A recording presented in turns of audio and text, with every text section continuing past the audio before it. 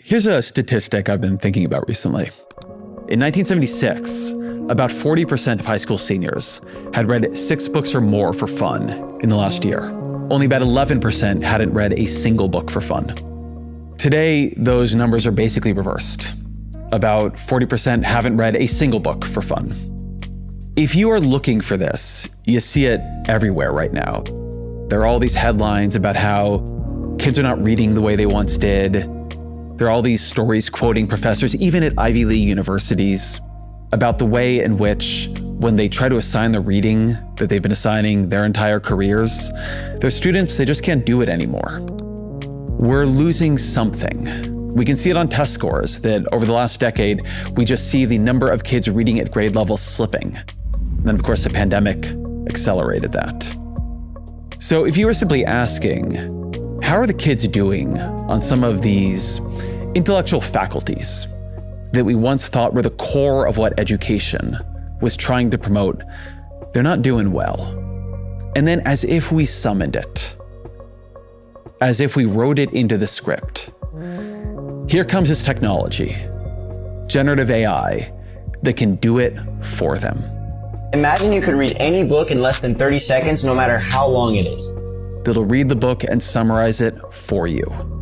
Any style non-fiction book in 10 minutes. That'll write the essay for you. GPT is going to do the bulk of the writing, Copilot is good for factual information, and GPT-0 helps you not get caught. That'll do the math problem, even showing its work, for you. And it doesn't matter if the question is typed out or handwritten. It works on both. Yeah, the future is crazy. Of course, using it that way, we call it cheating. But to them, why wouldn't you? If you have this technology that not only can, but will be doing so much of this for you, for us, for the economy, why are we doing any of this at all? And this intersects with an anxiety I have as a parent of a 3 and a 6-year-old.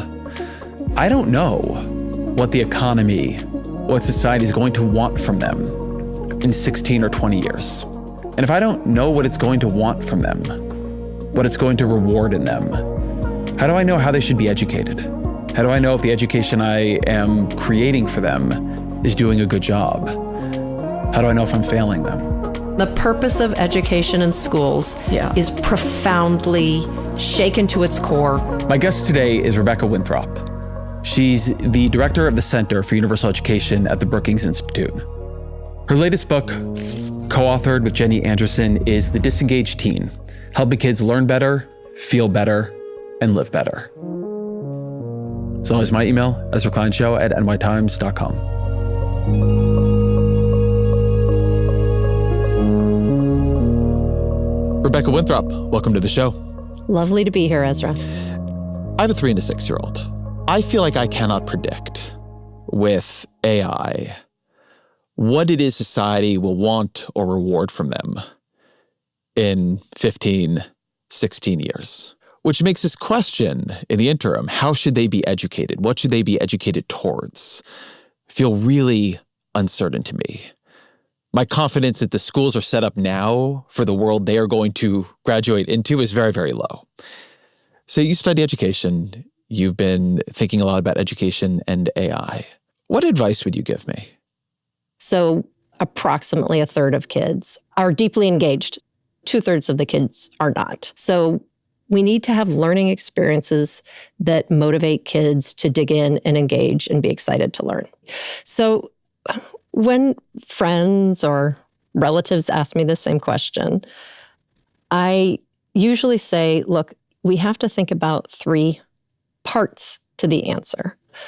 Why do you want your kids to be educated? What is the purpose of education? Because actually, now that we have AI, they can write essays and pass the bar exam and do AP exams just as good or better than kids. We have to really rethink the purpose of education. The second thing we have to think about is how kids learn, and we know a lot about that. And the third thing is what they should learn. Like, what's the content? What are the skills? People always think of education as sort of a transactional transmission of knowledge, which is one important piece of it, but it is actually so much more than that. Learning to live with other people, learning to know yourself, and developing the flexible competencies to be able to navigate a world of uncertainty. Those are kind of the whys for me. But, I might ask you, what are your hopes and dreams for your kids under the why before we get to the details of the skills? Well, I have a lot of hopes and dreams for my kids. I would like them to live happy, fulfilling lives. I think I'm not naive.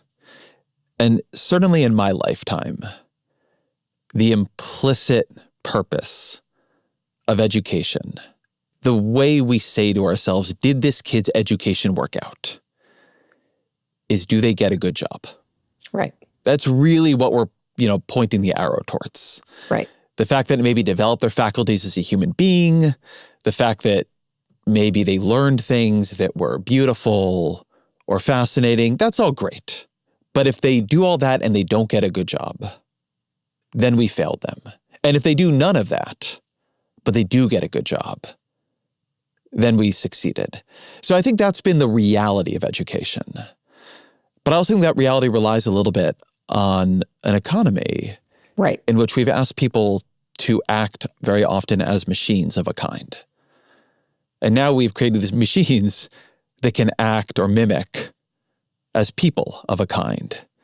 And so now the whole transaction is being thrown into some chaos. The skills that I think are going to be most important are how motivated and engaged kids are to be able to learn new things. That is maybe one of the most important skills in a time of uncertainty. That they are go-getters, they're going to be wayfinders, things are going to shift and change, and they're going to be able to navigate and constantly learn new things and be excited to learn new things. Because when kids are motivated, that's actually a huge predictor of how they do.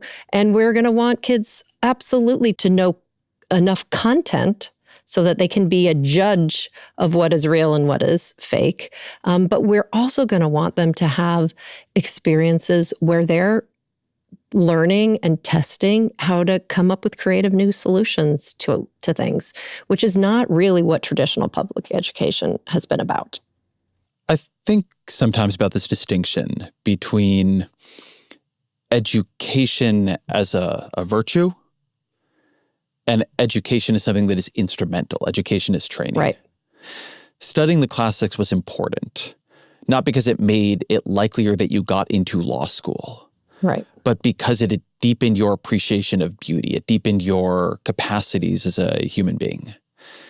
And I think for reasons that make a lot of sense in many ways, we drifted away from that. And I don't know that you build a society off of people just enjoying what they're studying. And at the same time, I worry now we have pulled people into a conveyor belt that when they get to the other side of it, there's not going to be that much there.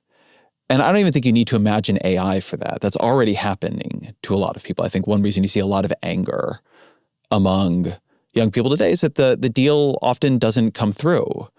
You do all the extracurriculars, you get your good grades, you show up on time, and then you graduate college and the good jobs and the interesting life you were promised just aren't there. And so there's something there that feels like it is getting thrown into question. If we don't know what the future is going to ask of us, how can we be instrumental in the way we train people for it?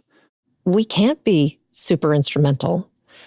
So we have to come up with a new plan. I mean, we did not know, collectively, us, the world, that we would have generative AI that could basically write every, 7th grade essay or college essay to get into university or, the whole host of exams that are being administered and are being passed by AI just as well or better than kids. So we have to come up with a new plan. Like, that is not the plan for success. And we need to have kids build that muscle of doing hard things, because I worry greatly that AI will basically make a frictionless world for young people. It's great for me. I'm loving generative AI, but I have had several decades of brain development where I know how to do hard things. So, but kids are developing their brains. They're literally being neurobiologically wired for how to attend, how to focus, how to try, how to connect ideas, how to relate to other people. And all of those are not easy things. And I want to push back on something you said. You said, I don't know if kids just enjoy what they're learning, it's going to help, or people are really going to benefit from that. Engagement is very powerful. It's basically how motivated you are to really dig in and learn. And it relates to what you do. Do you show up? Do you participate? Do you do your homework? It relates to how you feel. Do you find school interesting? Is it exciting? Do you feel you belong at school? It relates to how you think. Are you cognitively engaged? Are you looking at what you learn in one class, applying it to what it might mean in your life outside or other classes? And it's also how proactive you are about your learning. And all those dimensions really work together in education. It's a very powerful construct to predict better achievement, better grades, better mental health, more enrollment in college, better understanding of content, and lots of other benefits to boot.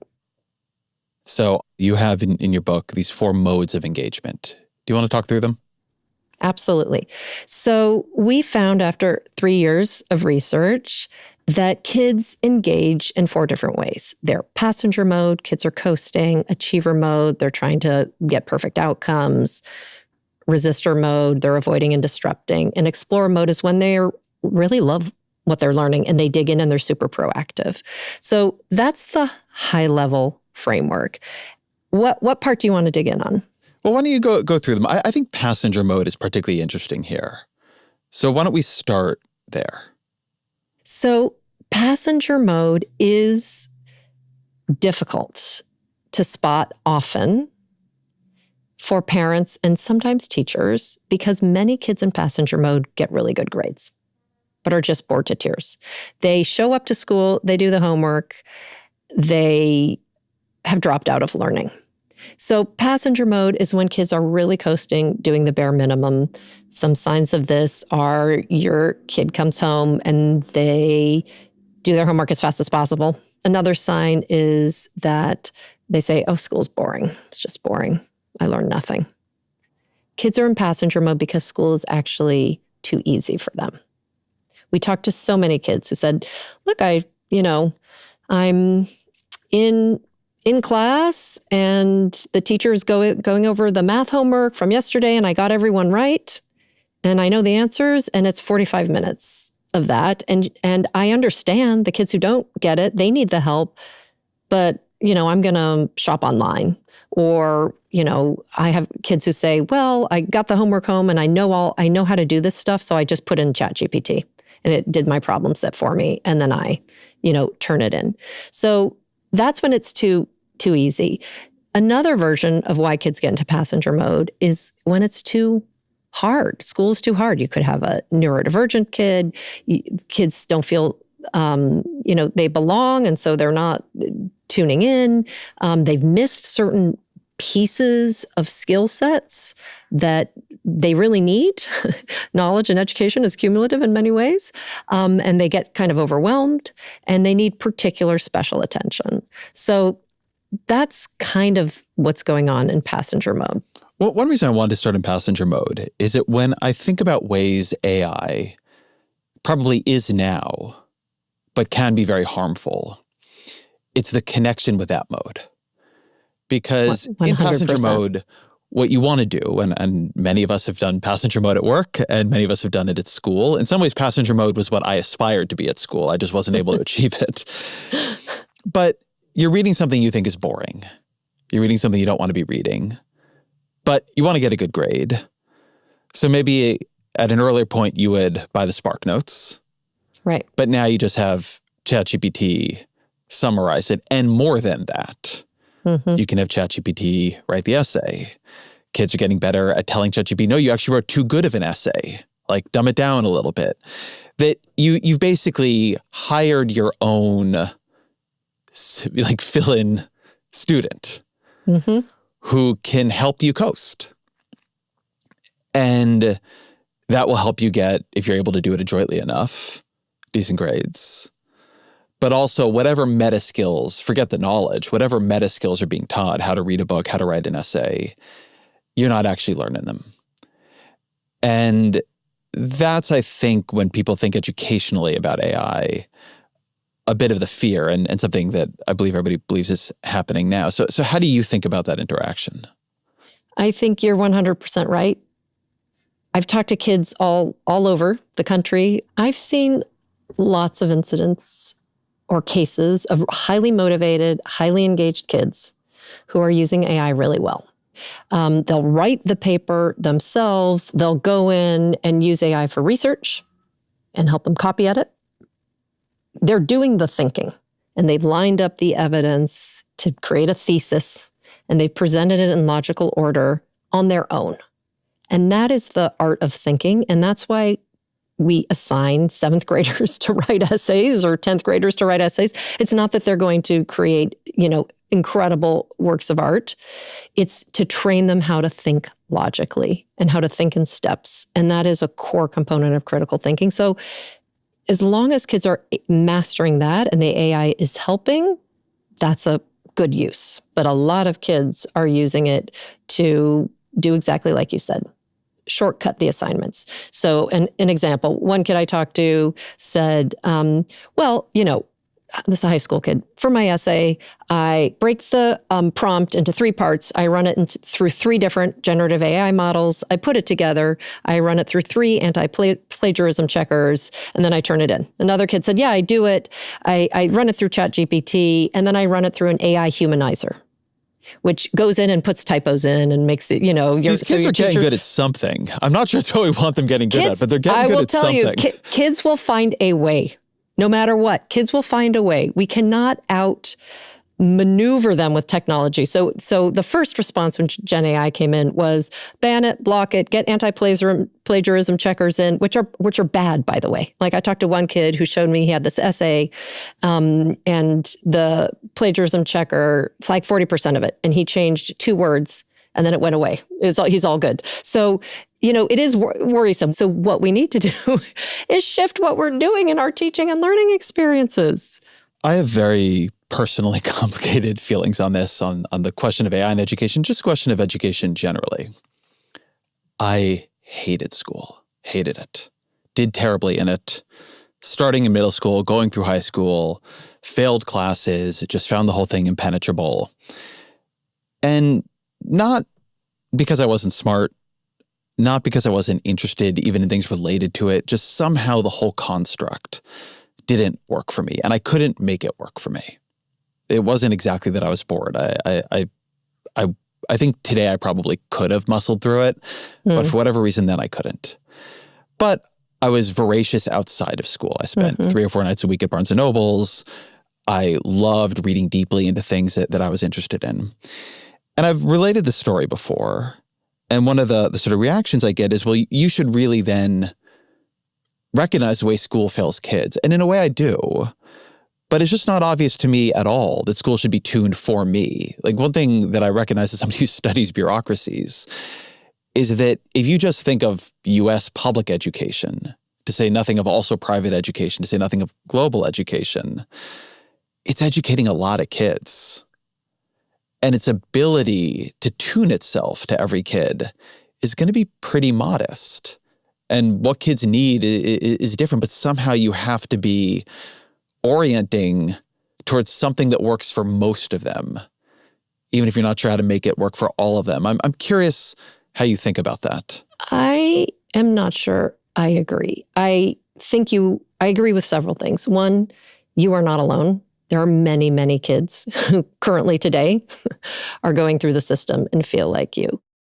2, I agree with you that as sort of a bureaucratic system that is actually quite miraculous if you think about it. Like in every community across our country, kids as young as 3 to 18 at the same time of day are getting themselves to a place Monday through Friday for a certain amount of days in the year. I mean, that is a organizational feat. And the thing I don't agree with is that once you're there, you just have to design for the mean and the average.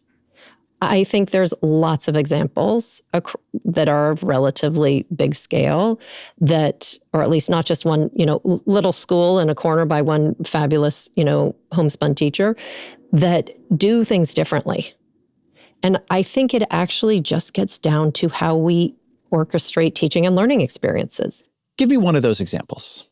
One of those examples of a schooling system able to educate in a personalized way at scale that seems to you to be replicable. I'll give you a couple. So there's an example of schools in North Dakota that have created studios for their adolescents. And what are studios? They are self-created classes that a student can design. And they have to tell you or tell the teacher what standards they're meeting. I'll give you an example. We have a great character in the book I've done with Jenny Anderson, the Disengaged Teen, named Kia. And she was totally disengaged, doom scrolling in middle school. And then these studios showed up. She got super into it because she was learning history and science, and she decided to design an escape room. And she had to list out for herself, these are the standards I'm meeting for whatever grade she was in, 10th grade, I think, history and science. And she did an escape room around the assassination of Abraham Lincoln and John F. Kennedy. But she had to design this escape room. That turned her on like nobody else. She got super excited, and she did several of those. And then she actually said she was so motivated, she went back to sort of normal classes. They're doing that across the district. That's one small example. There's other examples of schools that, do really, if we're talking about AI, do sort of tech-based education on core subjects for a couple hours a day. Math, science, reading, social studies. And then for the rest of the day, they are doing projects together on whatever it may be that they so decide. And there's a curriculum. There's things, the teachers want them to learn. It's not every kid do whatever you want. But that's super motivating. There's no reason that we couldn't do that with the existing staff and people and school buildings and infrastructure. We just have to have the willpower to decide to do things differently. I want to zoom in on something in that story, which is that when the student you brought up found the thing that lit her up, she was then able to do better in all the other classes that maybe didn't. This was a little bit of my own experience of life. For me, it was political blogging, of all things, which I found as a freshman in college. And once I activated, then I became much better at doing things that I didn't want to do or didn't exactly see the point of in even unrelated fields. I love that. So you started political blogging, and then what happened? I think what would have been the conventional line on me from the adults who knew me was, smart kid can't get it together.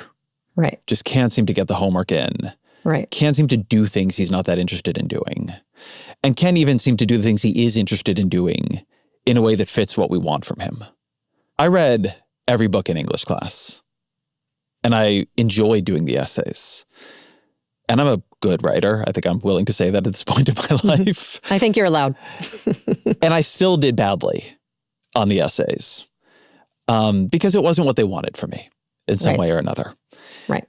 And over time, I just don't have that. That was the broad experience of my life, that I couldn't fit what I did to what the world wanted from me.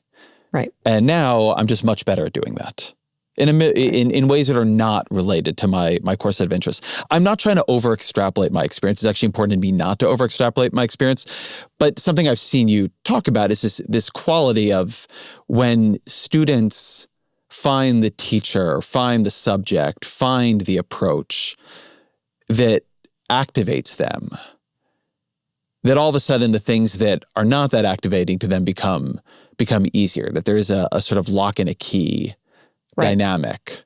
There is. And this is something we talk about around finding your spark. Kids need to find their spark. And they may have many sparks, and their sparks may change. But when kids find their spark, for Kia, it was this idea of doing an escape room around historical residential assassinations. She got excited. Other students, they find sparks in other places. One of the characters in our book, Samir, absolutely loved local politics and dove in, getting himself on the school board, ultimately in high school. Another student, Mateo, was super excited and turned on by robotics, and that's what really turned him around. And when you're motivated, this internal drive, it makes you engage more, you lean in more, you enjoy it more. There's a virtuous upward cycle, and there's lots of evidence to show that it often spills over. So Kia talks about doing these studios for a couple years, which really helped her re-engage and care about school. And then she went back and did some high school college credit courses, which were very sort of, traditional structure. And she said she didn't love the structure, but she had enough motivation to figure out how to bend the class to her interests. So that's the best case scenario. It doesn't always spill over automatically. What you talked about when you said you enjoyed it, you loved English, but you didn't give the teachers what they want. It's probably because you were a total explorer, and we do not reward engaging in school in a way that supports explorers in general. And that is what we have to change. So then this gets to the AI optimist case. And right. I take the AI optimist case as something like this. It's pretty hard to do personalized learning, even if you have examples that you've seen work. Because you have one teacher, it's a classroom of 20, 30 kids oftentimes. But AI makes this completely different. AI gives you more tutors than there are children. It allows you to have tutors who adapt to that kid's individual learning style in any way you wanted to, in any way they wanted to. If this kid is a visual learner, it can do visual learning. If pop quizzes are helpful for them, they can do pop quizzes. It can turn it into a podcast they listen to. If you are more audio focused, everything can be turned into a poem if you absorb information better through the sonnet form. That as we get better at this, and as we build these systems and tune them better, although they're already pretty capable here, that our ability to personalize education using artificial intelligence as tutors will be like nothing ever seen before in human history. It's a complete quantum leap in educational possibility. And as such, it allows you to bring every child into their educational utopia, whatever that is, to spark them, to turn them on, to make them into an explorer. How do you feel about that more utopic vision? I think we're on the same page. Schools exist. They're important. They're important for many reasons. We need to change what we do inside of them, particularly because of Gen AI, and we need to do it quickly. In addition to, I would say, regulating Gen AI so it isn't so massively in students and young people's hands without being designed for that purpose. I would say those are the two big things we need to do. But I don't think our goal inside schools, when we're educating young people, is to have a 100% personalized learning journey for every kid. What I think you're talking about is actually the ability for Gen AI to help teachers, which I think is very real. I think there's a big difference, and we need to make a big distinction between AI supporting educators in doing what they do versus going direct to young people. Well, let me push you on this for a second before you go here, because if I'm taking the position of the AI optimist, what I'd say is, no, I'm not saying that. I'm saying the AI will be better than the teachers. Better at what? If we are saying that AI is going to be better than the median for many people at many kinds of work, why would we not assume that this system we will be able to build in 6 years, given how fast these things are developing, won't per kid be better than the teacher? I'm not saying I believe this, but I want to make you argue No, with you're pushing on it. I get it. The AI optimist case. But the question is better at what? So teachers do many, many things. Kids learn in relationships with other humans. We've evolved to do that. I do not think that we will go away from that, or we may go away and then we'll be like, oh my God, that was a huge mistake, and 10 years later go back. So there's a question around skill development and knowledge transmission. That is one thing a teacher does. And I think that's what you're talking about. That is an area where I think technology can be good, can be really good. So, and actually we see it even without generative AI. There's adaptive learning software, that helps kids really, learn to read. Which is incredibly helpful, especially if you have access gaps. You don't have good teachers. You have large classes. You have substitute teachers that aren't trained on how to teach kids to read. So that complemented with things that motivate kids, get them excited, and see the relevance of what they're doing, which is often in person, could be a great thing to do inside the classroom. We see private schools doing that. There's a group of schools that I have not visited and I don't know up close, but alpha schools are doing this. They do, and they've been doing it for 10 years, actually, pre-Gen AI. They do a couple hours of sort of adaptive learning on key academic subjects, and then the rest of the time, kids are working together to build bridges or learn about financial literacy or play sports or identify a passion that they want to go learn about in their community. It's together, it's alone. What we don't want to do is bring AI in and have every kid sitting in front of a AI tutor alone at their desk for 8 hours a day. That's not the future that is going to help our kids. I guess another way you might think about it is that this changes the job of the teacher quite substantially. Absolutely. So, and I will say, I think I don't believe what I'm about to say. So I don't want to get yelled at by everybody for every take I'm offering. I'm not talking to you. I'm talking to my beloved audience. My beloved audience. Fair enough. But one thing I've observed is that it seems to me that where AI is going to push is towards the skills of the manager, the editor, the supervisor, the fact checker in a way, and often away from the skills, which are right now more numerous and needed in more numerous quantities, of the worker, of the writer, of, in this case, maybe the teacher. So if you think about that world that you were just describing as the one we don't want a second ago, where you have 25 kids in a class, they're all staring at a screen, they're all working with an individualized AI tutor. Right.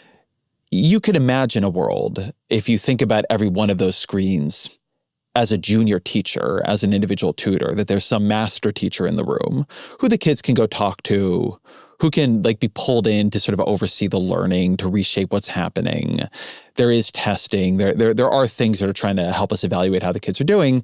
But the teacher who's already managing a classroom of students is now also, in a way, managing a classroom of helpers, of tutors. I think that would be the kind of vision you would hear from the more AI-pilled among us. Right. The role of the teacher in traditional public schools is damn near impossible, honestly. They have to master a certain subject. They have to get kids to grade level. So if you have, and usually we have a wide difference of grade levels in school between 3 and 4 different grade levels. So they've got to differentiate and figure out who needs what, the bored kid, who's the passenger, the struggling kid, who's also the passenger, both of them silent and quiet, and you don't even know. And they've got to manage classroom dynamics. Like kids have to not, hit each other or disrupt each other or ruin the furniture. And they have to increasingly be social workers. Kids are not doing well, lots of mental health problems. They've got to spot that. They've got to help it. They also have to be relationship managers. They've got to work with parents, et cetera. So it's very hard for one teacher to do this all. Absolutely, I think the wave of the future is a different model where you have multiple people, and one of those could be an AI tutor helping support our kids' growth and development. The interaction with AI can help with skill development, knowledge acquisition, but that is one slice of what happens in a classroom. And it is one slice of what it really means for kids to be educated. Kids are learning all sorts of things in a classroom. They're learning how to self-regulate emotions in a group. They're learning how to understand different perspectives from kids who are different from themselves. They're learning how to ask for help when they need it. There's a whole bunch of things that kids are learning that is much more person to person that we want to maintain, I would argue. Here's where I actually am. I think we've just been going through a catastrophic experiment with screens in children. And right now, I think we are starting to figure out that this was a bad idea. And schools are banning phones. My sense is that they are not relying very much on laptops and iPads. There's a big vogue for a while of every kid gets their own laptop or tablet. I think that's beginning to go away if I'm reading the tea leaves of this right. And so I feel a bit better about that as a parent of young kids. I really feel badly for the parents whose kids have been navigating this over the past 10 or 15, 10 years, let's call it. And right now I see AI coming, and I don't think we understand it at all.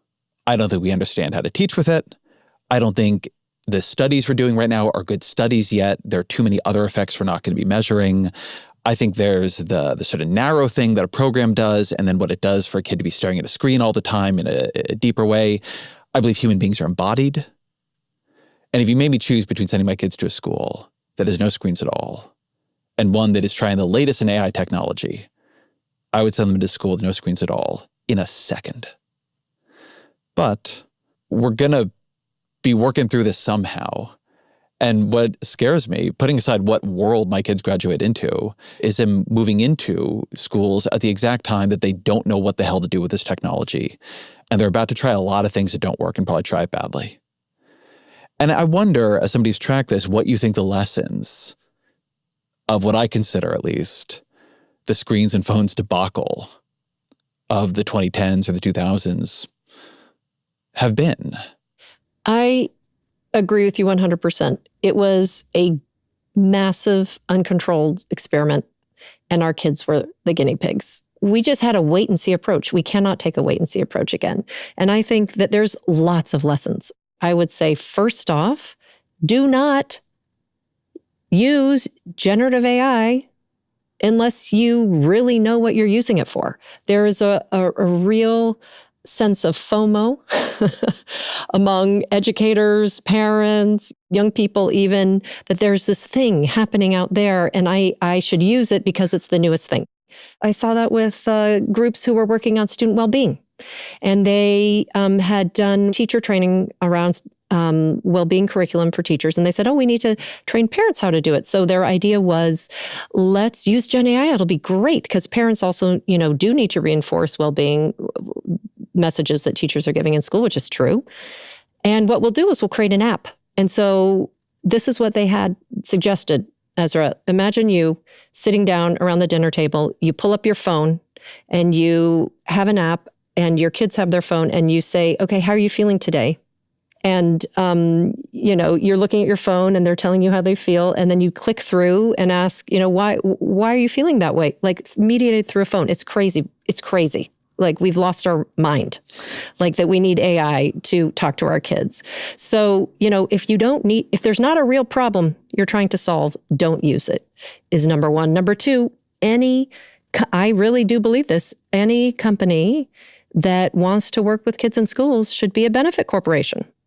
Because legally, you have a lot of companies who are creating perhaps really good stuff, if used well, that they have to maximize profits. They can't maximize social benefit and well-being. Well, one thing that worries me is the way in which this might, maybe already has been, widen the inequality between parents who can pay for private schools and parents who can't. And what I mean by that is that private schools can just adapt more quickly. They are not dealing with, they don't have to go through legislatures and have the boards, and they're just a little bit more independent. They can take the screens out, they can put them in, they can limit what comes in, whereas the public school systems tend to be somewhat more slow-moving. I just knew, living out in the Bay Area, a lot of tech people who were paying money to send their kids to private schools that had banned the products they made starting many years ago. And the rest of everybody were sending them to public schools that had not done that. And when things are very, very fast moving, being able to be fast moving is really important. So somebody who cares a lot about public education, what should the orientation of the public schools be? How do they sort of not seem to parents who think there's something that their kids should be getting out of this? Don't their kids need to know how to use AI? So they're going to need to attract parents on that level, but also how do they not end up flat-footed if this is turning out to be a disaster? This is a really tricky question. And you point on something that is a real issue, which is around the deep equity issues that have already emerged. So think about the schools that ban AI for a kid who has no access to AI at home versus a kid who goes home and has full access to all the AI tools. That right there is a huge cleavage in our country. It also, there's a huge equity gap in terms of language. Large language models work off of language that is written down. There's a lot of languages that aren't written down that much. They have very little written down. And so there you're seeing a global gap across the globe between sort of African and indigenous languages and communities versus English speaking or other large languages. So equity is a huge one. Your question about sort of public versus private, I would say to public education systems, do not have FOMO, because that is what the gut instinct is when a new technology comes. I'm missing out. I have a fear of missing out and I need to adopt it. And I see this. So don't have FOMO. Don't use it unless it's a real problem you want to solve. Do give it to the adults in the school building. Give it to teachers, have them use it and figure out how it will help them today. Then give it to sort of really, novel school leaders to think about how they could maybe restructure the teaching and learning experiences. What are the things that AI can do? There's so much that AI could actually do to help make public schools work better. Bus schedules, calendaring, school meals, cafeteria. I mean, assessment input. There's so much time that could be really freed up. Let me try to sharpen the FOMO argument, or the argument that will be used to give people FOMO. The argument goes something like this. If AI is a very potent technology that's going to be integrated into virtually everything in the future, not literally everything, but quite a lot, then not just your literacy, but your competency in it becomes paramount. You're not going to be replaced by an AI. You're going to be replaced by a person who knows how to use AI. And so what you need to learn is to use the AI. You need to learn how to manage it, how to prompt it, a sense of what it can and can't do. And there's no way to do that other than relentless familiarity and experimentation and exposure. And so a kid who goes to some Luddite school, or when they're young, the toys are made out of wood, and when they're older, the books are all printed on paper, and there's not a Gen AI in sight, is going to lose out. And it will be like having not taught them mathematics. Right. Or having not taught them how to drive or something of that, or how to type. Right. How do you take that argument? I think it is 50% right. And I think the 50% depends on the age of the child. I absolutely 100% think you should send your kids to the Waldorf school with the wood blocks and when they're young. We know that kids, early childhood, the more screen time they have, the less language acquisition they have. We know that, babies, when infants are learning language, they learn a lot of language from human to human contact. And if you put the same sentences on a screen, they don't learn it. Our neurobiology is not going to change in 5 years. So we have to work with, that's the only confines I think we really have to work within. Everything else I think we can reimagine. But it's true that when kids get older, you do want to teach AI literacy. When kids understand this is true for social media too, when kids sort of learn about, oh, these big companies are, trying to addict me. I'm doing it for free, but I get, with my attention and staying on it longer is how they make money. You tell that to teenagers. Actually, there's been great research on this, and they get pissed off.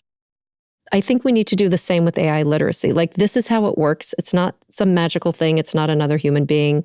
So when kids get older, we need to teach them about that. And then when they get older, they need to start playing with it, using it. But my huge caveat is with AI that is designed for kids.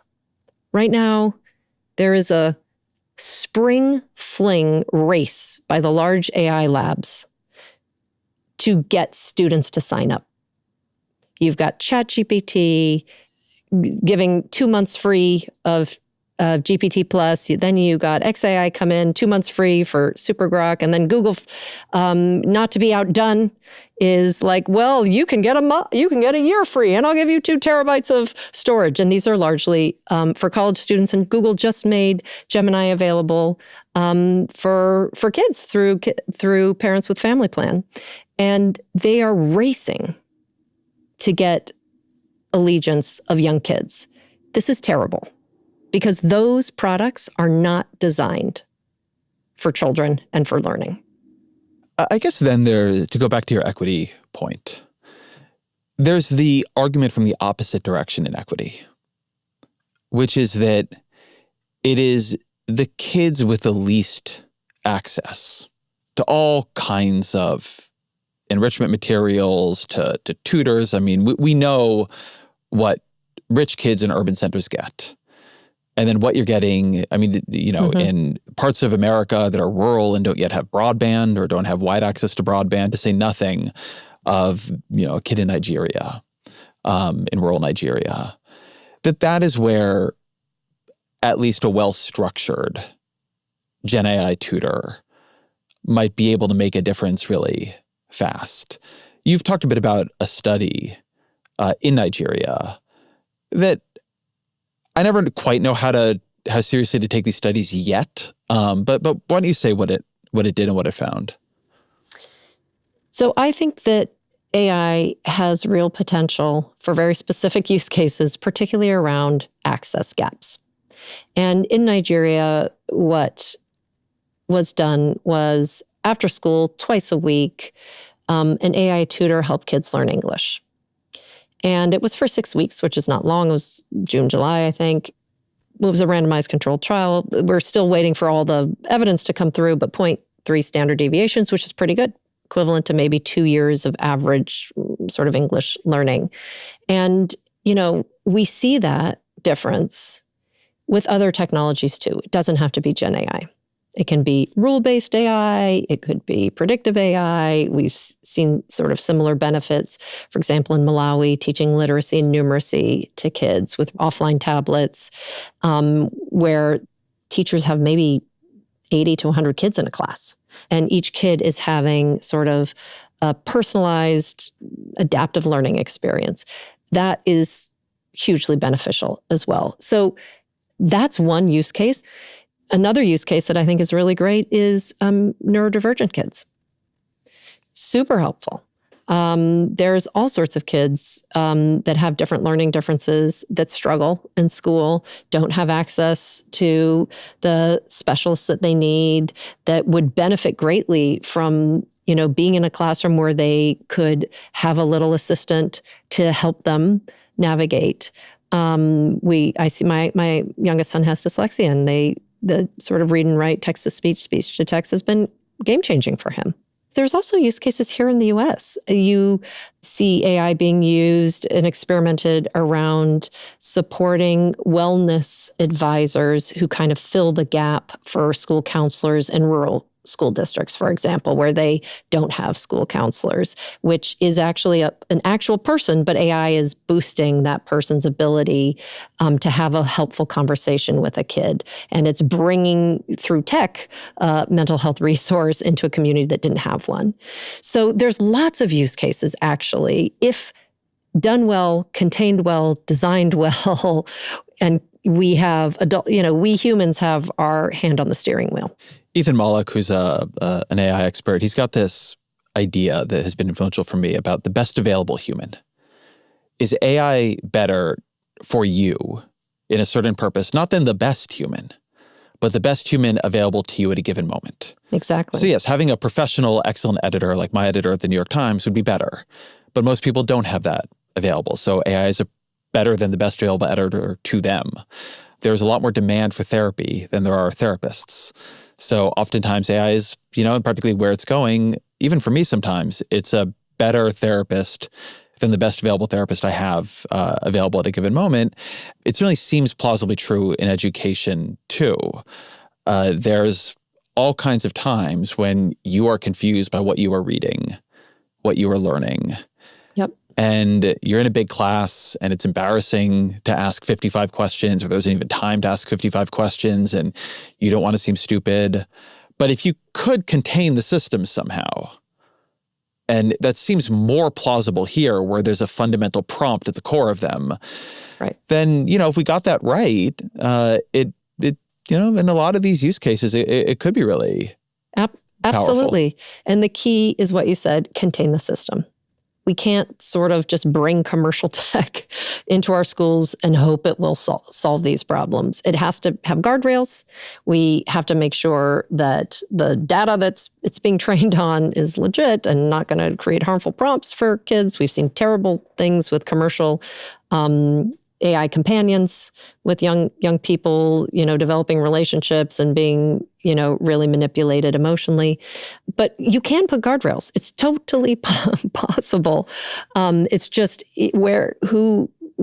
frankly, it gets back to the incentives. It gets back to the business model, and which is where regulation and government could and should step in. So yes, if contained is the question. So then let me ask you about the other impulse somebody might have, which is not that you're going to be replaced by somebody who knows how to use AI, but that in a world where we have AIs, the most important thing for human beings to be is as human as possible. And that what we need to do is return to more classical education. That what we need to do is be reading the great books, developing the attentional faculties that a lot of data and anecdata suggest that even very elite students are losing, to read a long book and think about it, to write a long essay, to be educated in the way that was considered high civilization education 70 years ago, and you might get at a St. John's or a U of Chicago or certain private schools today. But actually, what we should do is retreat somewhat. School should be a place not where we learn how to partner with machines, because the rest of society is going to tell you how to do that. School should be a place where we develop specifically human faculties, such that we are capable and flexible and attentive in moving through a world that we just cannot predict. We 100% want kids to have the capacity for deep attention. And you're thinking about your own kiddos who are young.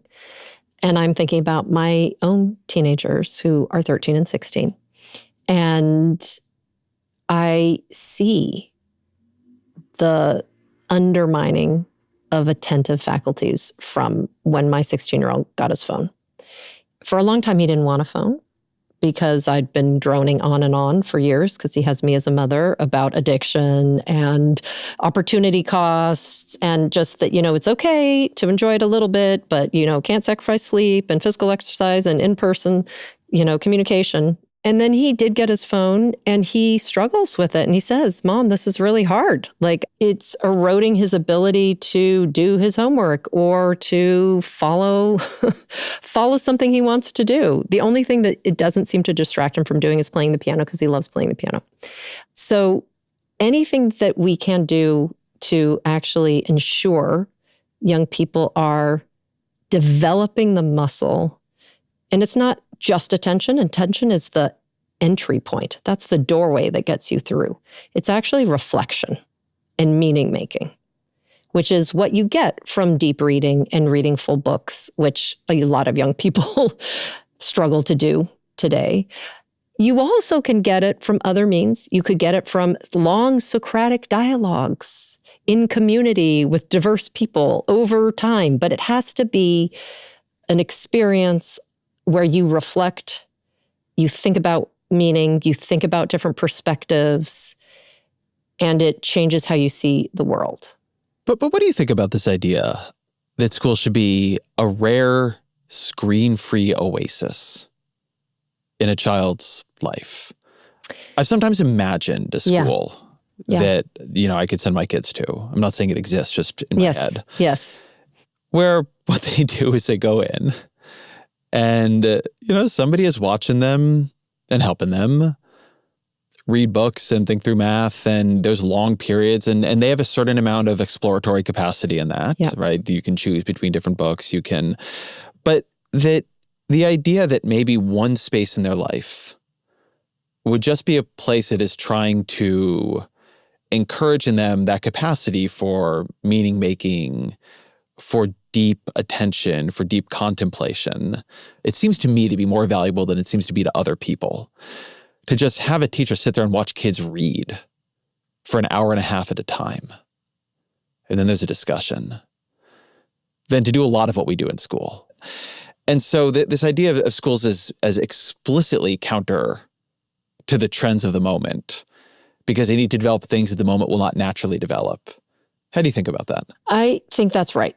I actually think if I had to choose for my own kids, and I do, we would have a school that has no phones for all the reasons we know. And Jonathan Haidt has done a great job on sort of catalyzing that movement here in the US and bringing it from across the globe to our schools.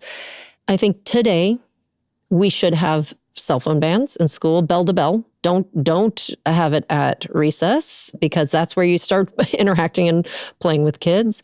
And I think we should make school a place where kids can actually interact with each other, develop human-to-human socialization capacities, because there is massive commercial tech the minute they leave school that is vying for their attention and coming for them. And make sure to do some high-quality AI literacy. AI literacy is way, way different than using AI to learn. AI literacy is, what is this? How was it made? What are the risks? What are the benefits? And let's talk about how our ethics around this new tool and how to incorporate it into our lives. With an adult instructor, talking about how it works and what it is. I think that's AI literacy, and that's important. I hope you're right. I've been, in general, very skeptical of how much literacy will do. But I guess this goes back to the point there is you were a question making how about, much we will do, but your question is, will it make a difference? I'm as phone literate as I think you can almost be. I've been writing about this for years. Yep. I'm functionally extremist on this issue.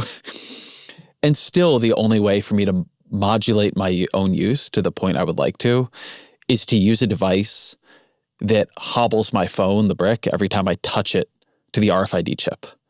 And that if I don't do that, you'll be all on it the forever. Literacy in the world. I've known John Haidt for many, many years. Right. He's been on this show. I've read The Anxious Generation. Yes.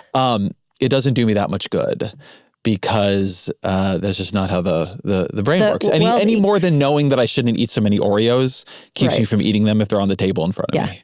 And I think you bring something up that's really important, which is, these things need to be regulated. It's ridiculous that they're out there being used by kids. And it's ridiculous to say, Ezra, it's your willpower that should be the deciding factor. It's ridiculous for adults. It's ridiculous for kids. These are incredibly seductive technologies. So this is a really tough one for me because you do want kids to be fluent in the new technology of the time. And you do want them to have an ethics and awareness about it. You don't want them to be seduced by it. The large AI labs are perfectly capable, if they wanted to, of creating a Gen AI product that is designed for kids, that will not be as seductive. It's interesting. I was just thinking about that. And I wonder, I think they are, but I also wouldn't overstate how well they even understand what it is they are doing. They don't fully understand the systems they're making now. The kids are more, relentlessly, the kids are more capable and ingenious than, the 8 or 40 or 100 developers on any given when you're building something that has a small number of hundreds of people building it, and then it's used by 40,000 kids, I think our experience is that they are clever in ways typically that you are not. I do think that over time we can create things that are curbed. It's just that I'm not sure we even know exactly what we are targeting. What we are creating. Well, I would say they have to change how they're developing the products. You can't create an AI that'll be great for kids and teachers and teaching and learning without having teachers and kids and education experts and child development experts in the development process with you. And so few are. So I think about what the Dutch government is doing. They're doing a partnership with sort of the teacher unions and the academics and the tech companies, and they're having a little lab to figure out how to, what would AI look like in schools.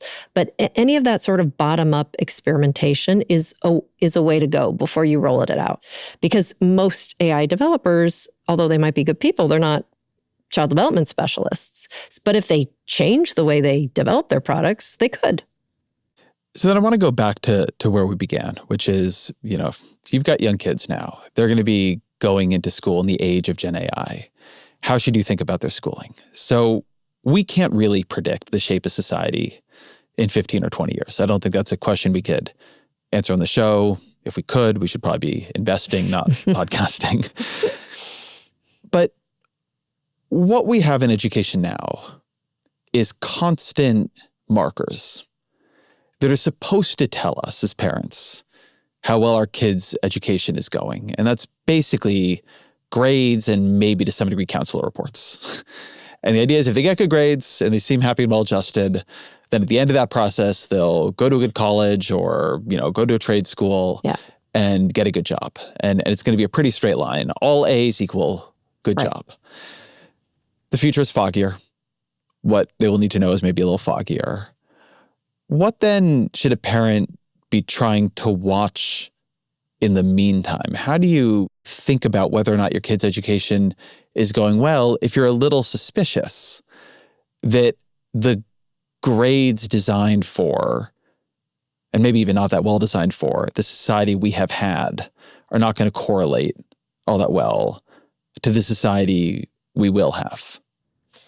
And I think as a parent, you, yourself, but also other parents out there are right to be suspicious, because I think that linear line is going to be much more complicated as the years go on with AI in our world. So what I would think about is a couple of things. One, getting back to the research I've done with my co-author and colleague, Jenny Anderson, grades don't show you how much kids are engaged. Schools are not designed to give kids agency. Schools are designed to help kids comply. And it's actually not really the fault of the teacher. Teachers are squished from above with all sorts of standards and squished from below with parents, putting a lot of pressure on, teachers about their kids' performance and outcome. And what you really want is some feedback loops that are beyond just grades and behavior, like to know, is my kid developing agency over their learning? And what I mean by that is, are they able to reflect and think about things they're learning in a way that they can identify what's interesting and they can have the skills to pursue new information? That right there is, I think, going to be the core skill. It is the core skill for learning new things in an uncertain world, which is, I think, one of the number one things we think about. In addition to that, I would say make sure kids are learning to interact with other human beings. Any school that has them working with peers, but even connecting with community members. Our social networks are getting smaller. There's going to be a premium on human-to-human interaction as more and more skills get automated and done by AI, which are the more knowledge sort of cognitive tasks. The sort of interpersonal caregiving, teaching, skills are going to continue to be important for some time. I'm not sure for how long, but for some time. And then the last thing, which may seem silly to you, but I increasingly keep thinking about, is think about speaking, listening and speaking as the missing piece of literacy alongside reading and writing. We're going to need to show our merit and our sort of credentials more and more through what the British call oracy skills. I think we've lost the art of listening and speaking. I think that's a good place to end. Thank you for speaking and listening with me. Always our final question. What are 3 books you'd recommend to the audience? So the first one is Democracy in Education by John Dewey, which is over 100 years old. And we are now seeing through lots of great neuroscience that his observations around the teaching and learning experience and what makes for a good teaching and learning experience were right. He has some great discussions around the importance of reflection, not just ingesting knowledge, but reflecting on it, making meaning, figuring out how to do things with it. And I love it because, we didn't talk about this, Ezra, much, but the role of schools in our society are more than just your and my kids' education and getting a job, even though that's what we care about most as a parent. They are about creating a democratic society or not. So that's an oldie but goodie. I love it. John Dewey. The second book is by Gaia Bernstein. It's called Unwired, Gaining Control Over Addictive Technologies. She's a law professor at Seton Hall University. And I really enjoy this book because it gives a really good sort of overview, particularly around kids and young people, of the incentives that commercial tech has and how we need to what are some strategies for resisting that and getting to a better place. And the last one, it's called Blueprint for Revolution: How to Use Rice Pudding, Lego Men, and Other Nonviolent Techniques to Galvanize Communities, Overthrow Dictators, or Simply Change the World, by Srđan Popović, who was the student sort of leader, Serbian student leader that started a movement to overthrow Slobodan Milosevic, and now is doing quite a bit of work on nonviolent protest against authoritarianism. And to me, this book is sort of like the updated version of nonviolent activism. He really gets media. He really gets social media. And I just think it's incredibly relevant today. Rebecca Winthrop, thank you very much. Thank you.